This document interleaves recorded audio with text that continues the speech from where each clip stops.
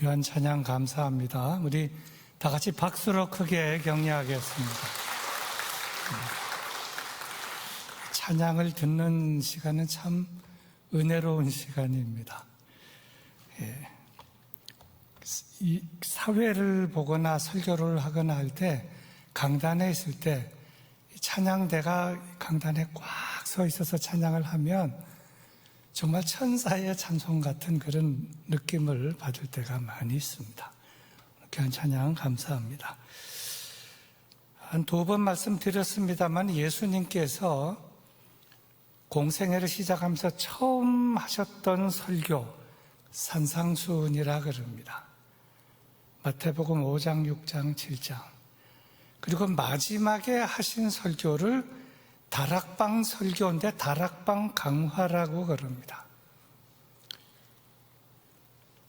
처음에는 산에서 하셨고 마지막에는 다락방에서 했습니다. 산은 오픈되어 있고 넓은 곳입니다.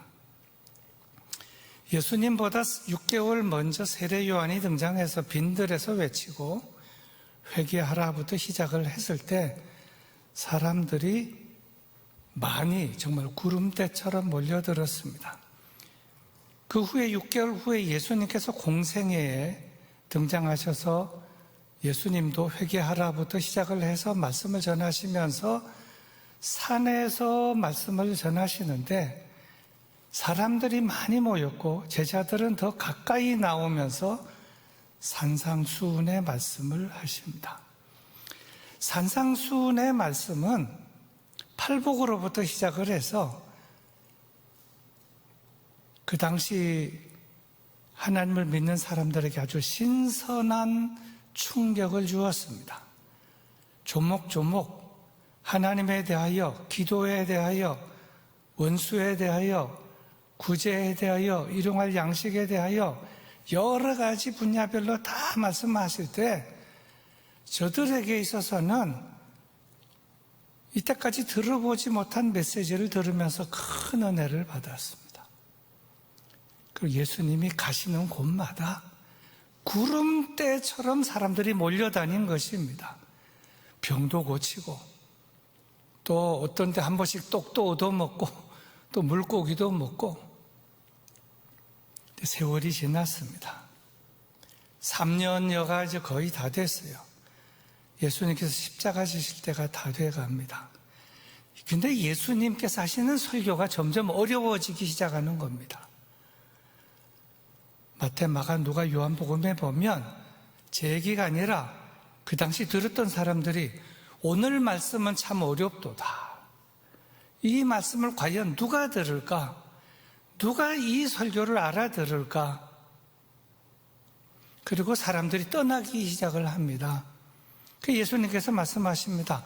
너희도 떠나려느냐? 그럴 때 영생의 말씀이 여기 계시면 저희가 어디로 가겠습니까? 하지만 말은 없는데 저희들도 잘 모르겠습니다. 이런 내용입니다. 근데 지금 이 다락방 강화는 산에서 하시는 말씀이 아닙니다. 지금은 사람들이 구름대처럼 몰려다니지 않습니다. 많은 사람들은 예수님을 좋아하지 않습니다. 전에는 이런저런 이유로 많이 좋아했습니다. 말씀도 좋고 병 고치는 것도 있고 귀신도 나가고 떡과 물고기도 얻어먹고 이런저런 일 때문에 많이 모였습니다. 근데 지금은 예수님을 미워하는 사람이 많이 생겼습니다. 잡아 죽이려는 사람도 생겼습니다. 그저 어떻게 하면 꼬투리를 잡아볼까 이런 사람도 생겼습니다. 지도자 그룹에서 생긴 겁니다. 그리고 마지막 설교는 제자들만 모아놓고 하고 있는 것입니다. 이것이 다락방 강화입니다. 근데 제자들도 알아듣는지 못 알아듣는지 모릅니다. 그래서 마지막 만찬이 끝나고 나서 14장, 15장, 16장이 다락방 강화, 예수님의 마지막 설교입니다. 근데 점점 14장, 15장, 16장으로 가면서 점점 설교가 어려워지고 있습니다. 어렵다는 것은 깊이가 있다는 것이고 감추어져 있는 메시지가 있다 하는 내용이 되겠습니다. 마태복음 5장, 6장, 7장보다도 요한복음 14장, 15장, 16장이 사실은 더 어려운 것입니다. 이 16장을 오늘 그리고 이제 다다음 주 수요일에 두 번 나누어서 제 말씀을 드리려고 합니다. 자, 먼저 말씀을 보겠습니다. 16절부터 18절 앞에 3절입니다.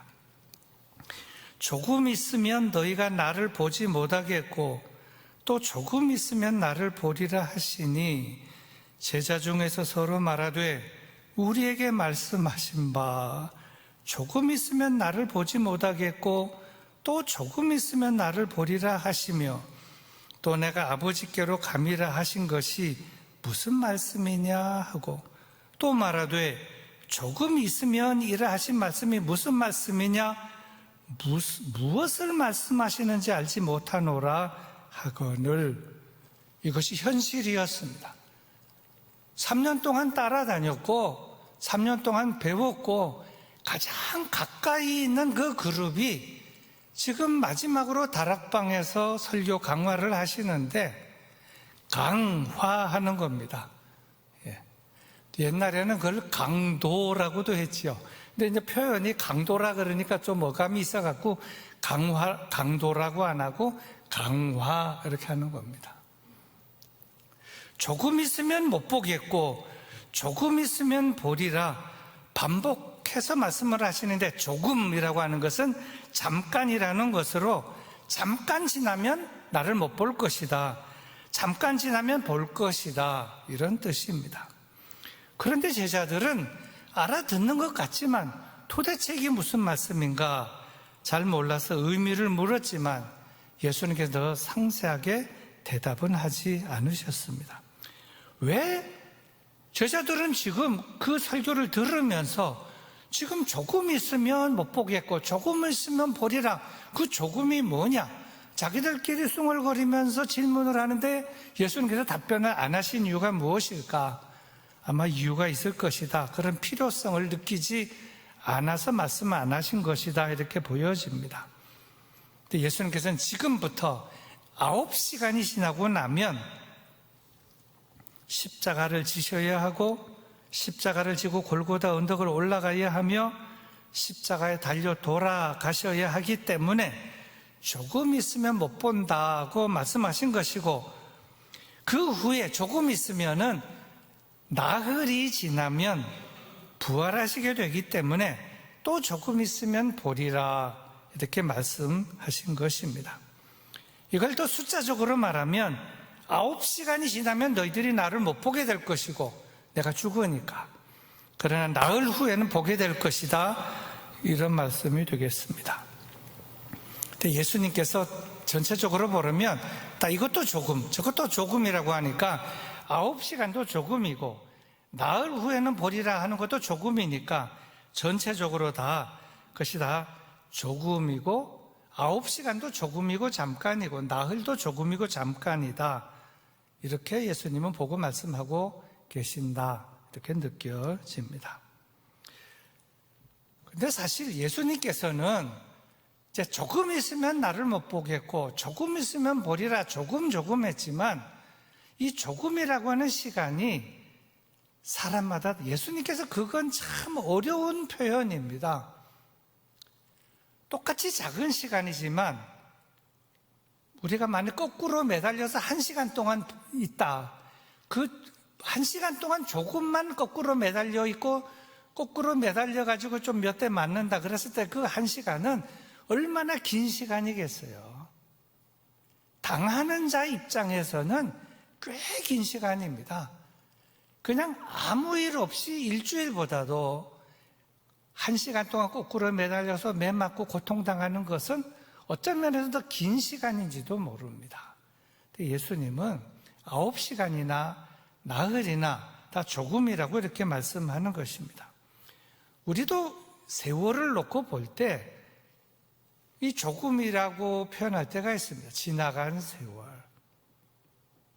야곱도 나의 지나간 세월 그랬는데, 이제 젊은 사람, 중고등학교 청년들이 그렇게 말하는 것보다는 이제 60이 좀 지나고 나서 연세가 드신 분이 지난 세월을 돌이켜보니 다 잠깐이었어. 그러면 이제 그 연세의 연배들은 그래, 잠깐이었지. 흘러간 세월이었고, 눈 깜빡하니까 벌써 60년이 지났구만. 그러지 않겠습니까? 그건 이해가 되는 것입니다. 그렇게. 그 60년의 세월도 잠깐이다, 이렇게 말할 수 있는데, 예수님은 그 고통의 시간, 9시간, 그리고 나흘 다 합쳐서 잠깐이다. 순교사화에 보면 이런 이야기가 있습니다. 여러분 들은 분도 있겠습니다만은 로마의 원형 극장에서 그리스도인들을 다 잡아가지고 원형 극장 안에 다 이렇게 넣어두고 굶주린 사자들을 거기다가 다 가두어 둔 다음에 마지막으로 묻고 배신하겠느냐? 그러면 살려주고, 그래도 당신이 그리스도인임을 계속 고백하면 문을 열고 사자 밥이 되게 하는 그 순교사화에 나오는 기록입니다. 그런데 이제 다 순서대로 앞으로 이제 원형극장 안으로 들어갑니다. 어린 아이를 아는 한 어머니가 아이를 안고 있는데 이제 자기 차례가 된 것입니다. 아이를 안고 이제 그 안으로 들어갑니다. 근데 아이가 우는 거예요. 떨면서. 근데 엄마가 아이한테 말합니다. 사자가 달려오겠지만 조금만 있으면 혼해질 것이다. 조금만 있으면 혼해질 것이다. 그 말은 아이는 알아듣지 못합니다. 그러나 그 엄마는 그 조금이라는 그 의미가 무엇인가, 그거를 비장한 각오로 말했다고 보는 것입니다. 죽는 것은 순간이지만 조금만 있다가 그 아픔의 그 죽음의 순간을 넘어서면 천사가 와서 우리의 영혼을 거두어서 하나님의 나라로 인도할 것이다. 그러므로 혼해질 것이고 새로운 세계가 열릴 것이다. 그런 의미에서 아기에게 한 말이라고 보여지는 것입니다. 예수님은 지금 눈앞의 십자가를 영적으로 보고 계시면서 조금 있으면 못 보겠고 조금 있으면 보리라, 이렇게 말씀하셨는데, 이 조금이라고 하는 이 시간 개념, 또 조금이라고 하는 세계관, 이것이 그리스도인의 시간 개념과 그리스도인의 세계관이다, 이렇게 볼 수가 있겠습니다. 잠깐이라고 하는 것 볼 때 잠깐은 사실 시간적으로 잠깐입니다. 시간적으로도 잠깐이지만 또 의미적으로, 질적으로도 이 잠깐이라고 할 때 9시간이나 나흘이나 다 볼 때 다 별거 아니다. 시간적으로도 잠깐이고 그때 그 시간에 무슨 일이 있든지 그건 별 의미가 없다. 이런저런 일 발생한다 할지라도 그건 다 잠깐 지나가고 마는 것이다. 혀를 깨밀고 눈만 감고 조금만 참으면, 남자들이 말하는 거죠. 국방부 시계는 돌아간다 하는 것처럼 참고 견디면 새 아침이 올 것이고 희망의 날이 오게 될 것이고 또 천사들의 영접이 있을 것이다 하는 것입니다. 학자들의 견해는, 죽음을 연구한 학자들의 견해는 사람이 딱 죽는 순간은 뇌가 정지하는 것인데, 뇌가 정지하게 되면 모든 고통이 그 순간에 딱 정지가 된다는 것입니다. 그러므로 죽음 이후의 세계를 두려워할 것은 없다. 그것은 잠깐이고, 그리고 믿는 사람들은 죽음을 두려워하지 않습니다. 만일 내가 거듭났고 또 하나님께서 우리의 모든 그 삶의 미래를 천국의 집을 예비해 주시고 그리로 인도하신다는 것을 확실하게 믿으면서, 그러나 죽음의 공포 속에 있다면 믿음을 다시 한번 점검해 볼 필요가 있습니다. 물론 일부러 죽으려고 할 필요는 없지만 죽음을 넘어서는, 죽음 앞에 당당하게 서게 하는 그러한 그 자유함과 당당함이 믿음이 주는 은혜와 은총이라고 하는 겁니다. 잠깐만 있으면 조금 사자밥이 될 것이지만 잠깐만 지나면 새 아침이 밝아올 것이다. 그러한 그 믿음과 자신감으로 살아가야 하는 것이 그리스도인의 세계가 아니고 시간관이다 하는 것입니다. 그래서 예수님께서도 구체적으로 이렇게 말씀하셨습니다. 이 세상의 원수들이 아무리 너희를 핍박하여도 죽이는 것은 몸뿐이며 영은 죽이지 못한다. 이렇게 말씀하셨는데 아주 큰 위로가 되는 말씀이 되겠습니다. 자, 그럼 이제 다시 말씀을 보겠습니다. 앞에 말씀과 뒤에 말씀까지 읽어서 16절에서 20절까지를 제가 읽어드리겠는데 여러분 화면을 보시기 바랍니다.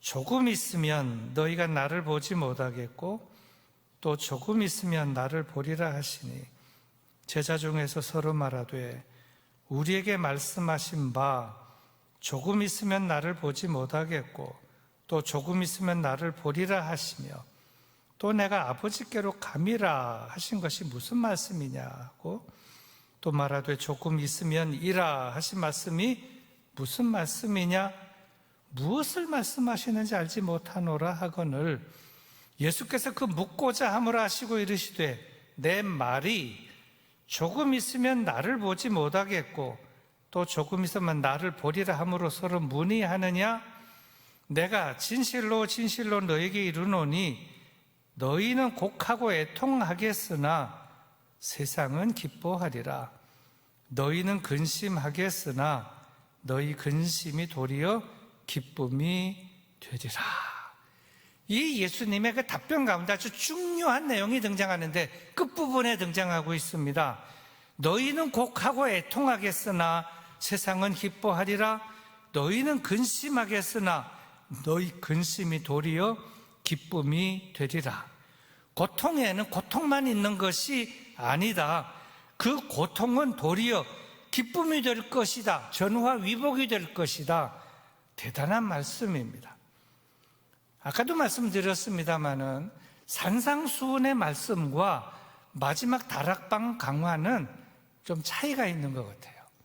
상당히 무겁고 어렵고 이해하기도 어려울 뿐만 아니라 받아들이기 힘든 것.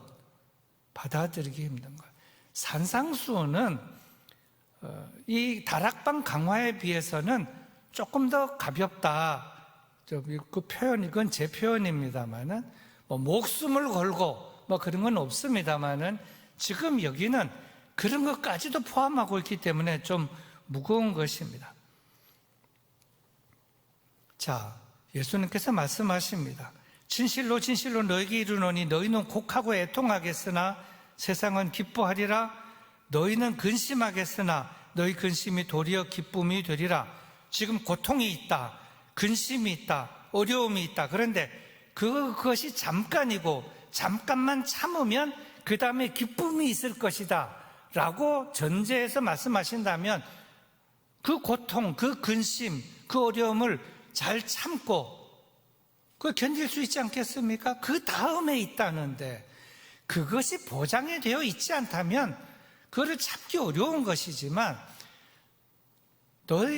너희에게 근심이고 고통이 있고 어려움이 있겠지만 그것이 지나고 나면 너희에게 기쁨이 올 것이고 희망이 올 것이고 좋은 날이 올 것이다 라고 한다면 그것을 믿고 붙들고 오늘을 견딜 수 있지 않느냐 하는 그런 말씀이 되겠습니다. 그런데 이렇게 말씀을 예수님께서 하셨는데도 제 표현입니다. 제자들의 표정이 영 그게 아니에요. 도대체 이게 무슨 말씀입니까?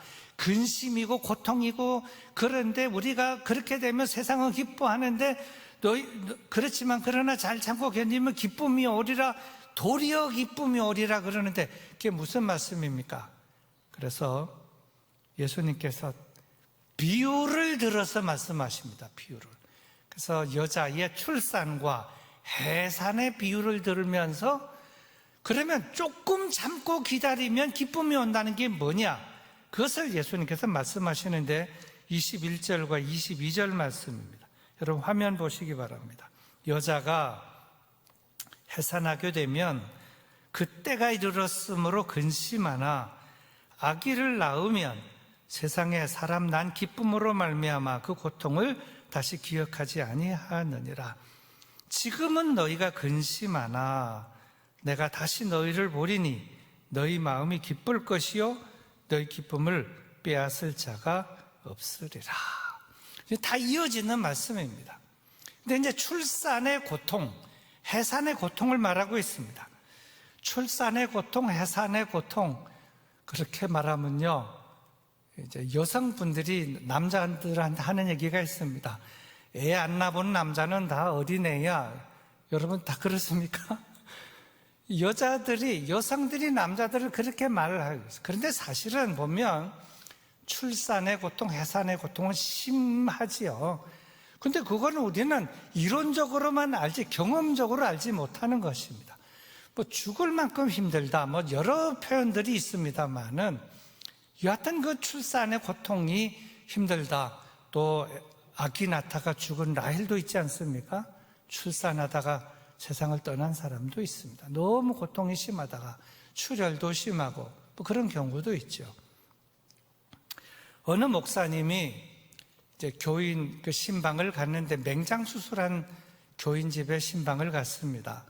근데 이제 혼자 가기도 하지만 신방 대원들, 남자 신방 대원들 몇 명과 여자 신방 대원들하고 같이 가서 뭐 요즘은 이제 예배를 안 드리고 잠시 조용히 기도를 딱 하고 끝났는데 맹장 수술한 사람이 목사님, 맹장이 아프면 얼마나 아픈지 아십니까? 세상에서 최고로 아픈 게 맹장이 아픈 겁니다. 그냥 죽을 만치 아팠습니다. 그랬더니 이제 그 자리에서 대토론이 벌어졌습니다. 여성 집사님, 권사님들이 맹장이 세상에 제일 아픈 게 아니고 출산의 고통이 제일 심한 거야. 그랬더니 남자들이 있다가 아니야, 맹장의 고통이 제일 심한 거야 해가지고 티격태격 병원에서 뭐 거의 싸움하는 경지까지 이르렀습니다. 그런데 팽팽해서 답이 나오질 않았습니다. 그래서 이제 집사님, 권사님들과 또 이제 남자 집사님들이 목사님에게 묻습니다. 목사님께서 결론을 내주셔야 되겠습니다. 맹장 아픈 것이 최고로 아픈 겁니까? 출산의 아픔이 제일 아픈 겁니까? 뭐라고 답변을 해야 됩니까? 그 목사님이 가만히 이렇게 말해도 어렵겠고 저렇게 말해도 어렵겠고 하다가 이런 얘기를 했다는 겁니다. 목사님이 성경에서 지혜를 얻은 것입니다. 세상의 모든 아픔은 자기가 아픈 것이 최고로 아픈 것이다. 치통이면 치통이 머리가 깨지듯이 아픈 거다. 복통이면 복통이 최고로 아픈 것이다. 맹장이면 맹장이 최고로 아픈 것이다. 여성들은 출산의 고통이 최고로 아픈 것이다 라고 말한다. 자기가 아픈 것이 최고로 아픈 것이다. 그런데 모든 고통에는 고통의 아픔이 있고 최고로 아픈 것이지만 그 고통 그 다음에 기쁨이 있다면 그 고통은 의미 있는 고통이고 참을 만한 고통이다. 그런데 아무리 참아도 해결되지 않는다면 그 고통의 끝에 그 문제만 해결되지 그 다음에 무엇이 주어지는 무슨 뭐 복덩어리와 같은 무엇이 없다면 그것은 그 다음에 주어지는 기쁨의 어떤 선물이나 무엇이 있는 것보다는 그거는 덜 고통스러운 것이다. 그래서 출산의 고통과 맹장의 고통을 놓고 볼 때 출산의 고통은 본인이 힘들겠지만 그 다음에 아들이고 딸이고 하는 것을 선물로 생명을 얻게 되니까 맹장의 고통보다는 견뎌야 하고 견딜만 한 것이다. 잘 하신 것 같죠? 아주 지혜롭게 답변을 잘했다 이렇게 보여집니다. 예수님의 말씀이 바로 그런 의미의 말씀입니다.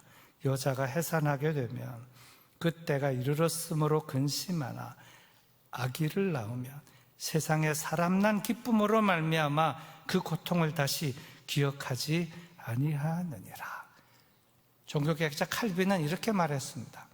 근심은 잠깐이나 기쁨은 영원하다.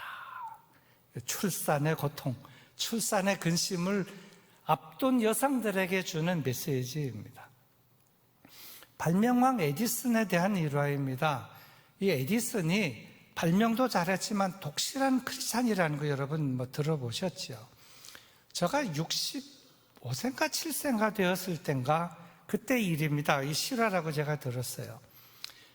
어느 날 자기가 평생 연구하던 그 연구실이 불이 나게 된 것입니다. 연구실에 불이 나니까 연구실 안에 있는 모든 연구 업적이 다 날아가게 된 겁니다. 그런데 에디슨은 그 자리에 없었고 다른 곳에 있었는데 에디슨의 아들이 아버지의 그 연구실이 불났다는 사실을 알고는 너무나 놀라고 충격을 먹고 아버지의 모든 업적이 저 안에 있는데 저기 불났는데 어떡하냐고 쏜살같이 에디슨에게 달려와서 차마 말을 못하고 아버지 왜 그러냐 침착하게 말합니다. 아버님 평생 연구하시던 그 연구실이 불탔습니다. 그 안에 있는 모든 업적, 연구에 대한 기록, 모든 실험실 도구 싸그리 다 불탔습니다. 잿더미가 됐습니다. 그러면 에디슨이 통곡할 줄 알았는데 야 빨리 내 엄마 불러라. 우리 그 역사적인 현장을 보러 가자. 그랬다는 겁니다. 그래서 이제 에디슨의 아들이 엄마에게 연락을 해서 에디슨이 이제 부인과 아들과 함께 화재의 현장으로 갔더니 완전히 다 타고 잿더미가 됐다는 겁니다. 근데 그 자리에서 에디슨이 아주 유명한 말을 했다는 것입니다. 이 화재에는 위대한 가치와 위대한 교훈이 있어. 우리의 모든 과오는 이렇게 다 불타버렸어. 우리는 이제 다시 시작할 수 있게 되어서 우리 하나님께 감사를 드립시다. 저는 이 얘기도 그 충격을 먹었습니다. 에디슨은 위대한 과학자이면서도 훌륭한 신앙인이다. 훌륭한 신앙. 이럴 수 있어야 된다. 근데 위대한 믿음은 사람을 담대하게 만들고 여기에 나의 업적도 있지만 나의 업적보다 더 많은 허물이 이 안에 들어있는데 하나님께서 순식간에 다 밀어버리시고 나로 하여금 새롭게 일을 하게 하시니 우리 다 하나님 앞에 감사기도 드립시다. 여러분 이 말이 나올 수 있겠습니까? 쿨하다는 걸 넘어서서 참 대단하다. 역시 큰 인물이다. 이런 생각을 제가 갖게 됐습니다. 그리고 이어서 예수님께서 결론적으로 이렇게 말씀을 하셨습니다. 23절, 24절입니다. 그날에는 너희가 아무것도 내게 묻지 아니하리라. 내가 진실로 진실로 너에게 이르노니 너희가 무엇이든지 아버지께 구하는 것을 내 이름으로 주시리라. 지금까지는 너희가 내 이름으로 아무것도 구하지 아니하였으나 구하라 그리하면 받으리니 너희 기쁨이 충만하리라. 이 말씀은 갑자기 무슨 뚱딴지 같은 말씀이냐. 조금 있으면 너희가 나를 보지 못하겠고 조금 있으면 보리라. 너희가 근심하나 너희 기쁨이 충만하리라. 그래 그걸 못 알아들으니까 여자가 해산하게 되면 근심하나 아이를 낳게 되면 기쁨이 충만하리라. 지금 쭉 나가는데 잠깐 근심, 기쁨 하다가 마지막에 기도를 말씀하시는데 기도와 함께 기쁨을 말씀하시면서 잠깐 있으면 너희가 근심이 도리어 기쁨이 되리라 전화위복이 되리라 이렇게 말씀하시는데 기도를 말씀하시면서 하신 말씀은 너희가 내 이름으로 구하면 너희의 기쁨이 순간만 있는 것이 아니라 지속이 되고 항상 있게 되리라 이런 말씀입니다. 그러니까 어떤 면에서 보면 잠깐 있으면 나를 보지 못하겠고 잠깐 있으면 보리라부터 시작해서 잠깐으로 시작하면서 여자가 해산하게 되면 근심하나 잠깐 있으면 아이 낳은 기쁨으로 인하여 그것으로 인하여 기쁨이 충만하리라 그러다가 진정 우리가 세상에서 삶이 좋은 일, 어려운 일, 지지고 볶고 하는 이런 삶 속에서 날마다 기쁨으로 살기를 원한다면 기도의 삶을 살아라 하는 겁니다. 이해가 되시겠습니까? 좋은 일이 있건 좋지 않은 일이 있건, 기막히게 나쁜 일이 있건, 집이 불타는 일이 있건, 우리 하나님 아버지께 감사합시다. 그러면 감사하는 마음에 무엇이 생기겠죠? 기쁨이 생기는 겁니다. 감사하는 그 마음에 에디슨이 부인과 아들과 함께 우리의 모든 과거는 화재와 함께 다 타버렸고 다시 시작할 수 있는 기회를 주신 하나님께 우리 다 같이 감사합시다. 그 마음에 평화가 임하고 기쁨이 가득 차게 된다는 겁니다. 항상 기도하면서 맡기고 살아가는 삶 속에는 언제나 그 기쁨이 강물처럼 흐르게 된다는 거예요. 다 맡기고 사니까 잘 돼도 기도, 못 돼도 기도, 화재가 다 나도 감사 기도, 망해도 기도, 성공해도 기도, 다 하나님의 손 안에서 이루어진 것임을 감사합니다. 그래서 너희가 지금까지 내 이름으로 아무것도 구하지 아니하였으나 구하라, 그리하면 받으리니 너희 기쁨이 충만하리라. 충만하고 충만히 지속이 되고 기도할 때마다 충만의 은혜와 축복이 임하게 된다. 사람들은 기쁨이 충만하게 되는 것은 건강할 때, 잘 살 때, 잘 될 때, 내가 원하는 모든 것이 이루어질 때, 그때는 나의 기쁨이 충만하고 내가 바라고 원하는 것이 되지 않을 때는 기쁨이 없어지고 우울하고 근심이 있고 열받고 화나고, 그런데 그 모든 상황 속에서 언제나 기도의 삶을 기도가 모든 것을 평정하고 정화시키고 65년, 67년 동안의 연구실이 화재가 나서 싸그리 다 탔는데도 하나님께서 나의 모든 과거를 화재로 덮어주시고 다시 새롭게 하시는 하나님께 우리 다 같이 감사기도 합시다. 이렇게 기도하는 그 마음에 하나님께서는 초막이나 궁궐이나 언제나 그 마음속에 기쁨을 가득히 강같이 충만하게 베풀어 주실 줄로 믿는 것입니다.